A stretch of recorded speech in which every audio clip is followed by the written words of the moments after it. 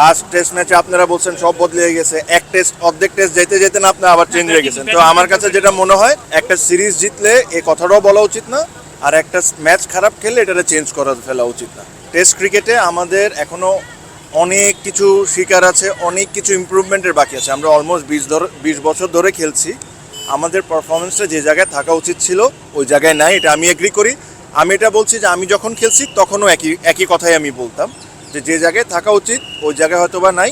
একটা দুইটা খেলায় যদি আমরা জিতি, তাহলে এটাতে পুরো চেঞ্জ করে ফেললেন না আপনারা। এটা কিন্তু প্লেয়াররা কোনো সময় বলে না যে আমরা এখন থেকে খুব দারুণ টিম হয়ে গেছি। হ্যাঁ, কিছু অ্যাচিভমেন্ট যেটা হয়েছে এটা অবশ্যই প্রেস করা উচিত। পাকিস্তানে যা বাংলাদেশ টিম করেছে ইট ইজ আনবিলিভেবল। যে জিনিসটা ভালো হয়েছে বাংলাদেশে, it's a pace bowling unit. Pace bowling unit চমৎকার বল করছে, এই টেস্টে ওরা ভালো বল করেছে। আনফর্চুনেটলি ব্যাটিংটা যতটুকু ভালো হওয়ার কথা ছিল, উচিত ছিল, হয়তোবা তা হয়নি।